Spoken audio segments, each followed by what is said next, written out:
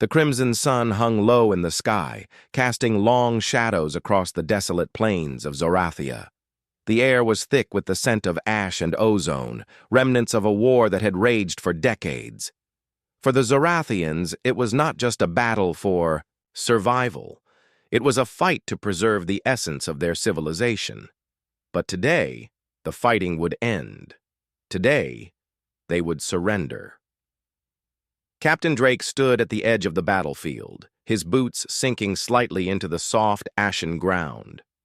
His armor bore the scars of countless skirmishes, scratches, dents, and burn marks that told stories of battles won and lost.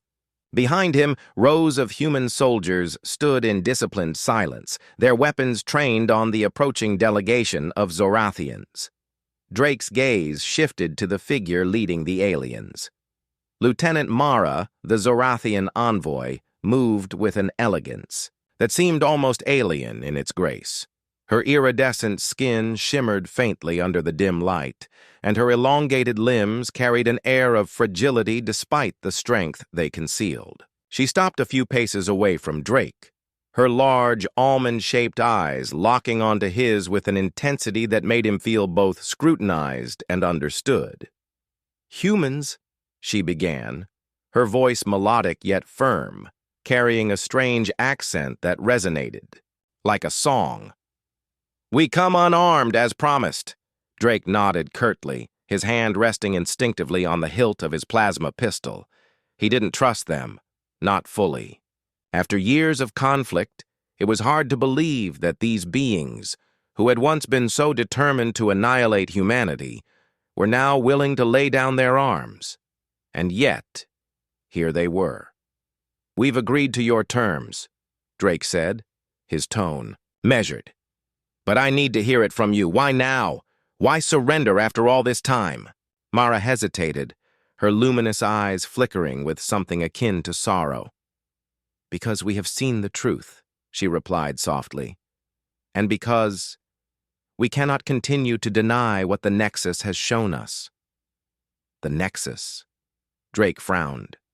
The word was unfamiliar, though he had heard whispers among his scouts about some kind of ancient machine buried deep within the ruins of the Zorathian capital. Rumors spoke of its immense power, but no one had ever been able to confirm its existence. "It is difficult to explain," Mara admitted.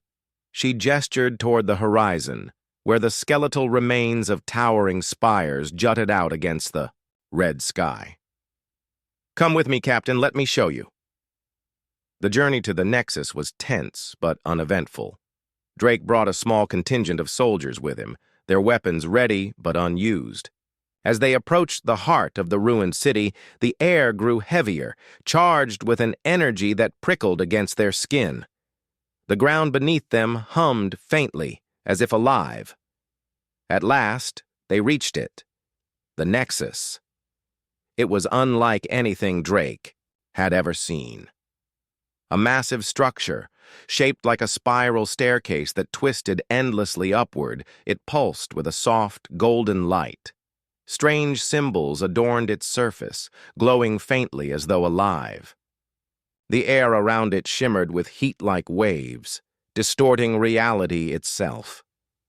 "This is the Nexus," Mara said, her voice tinged with reverence. "It is older than our civilization, older even than yours. It holds the collective knowledge and memories of every sentient being who has ever lived." Drake raised an eyebrow skeptically.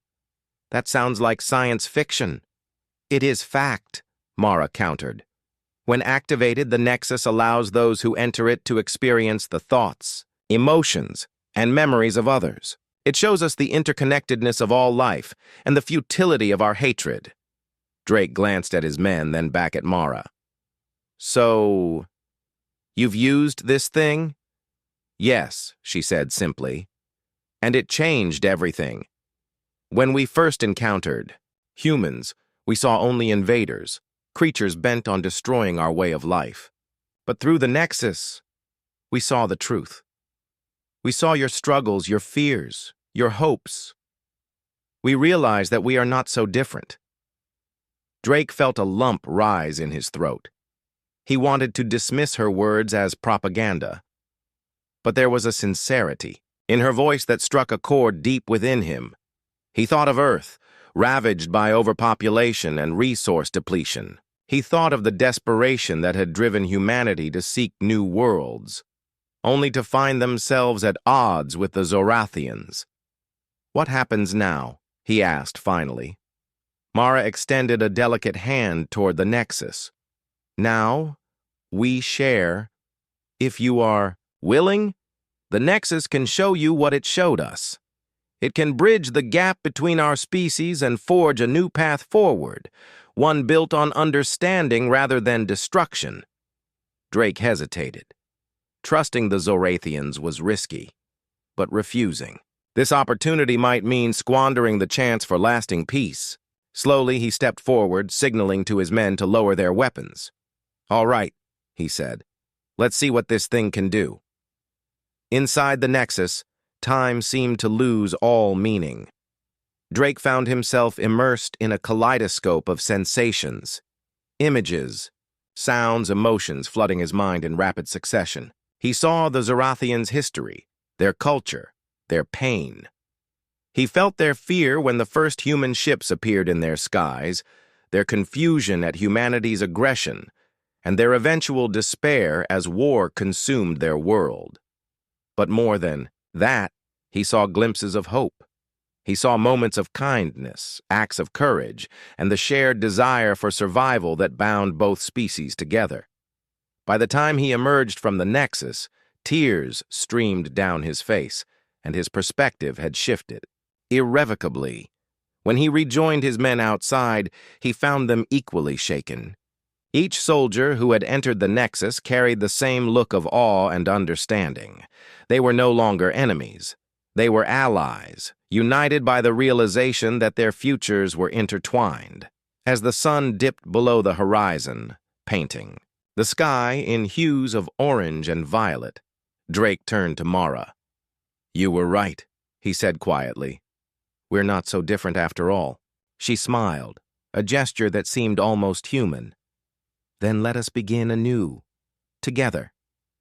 And so, on that day, the Zorathians surrendered, not out of weakness, but out of wisdom. Not to conquerors, but to partners. In the shadow of the Nexus, two civilizations took their first steps toward a future forged not by war, but by understanding.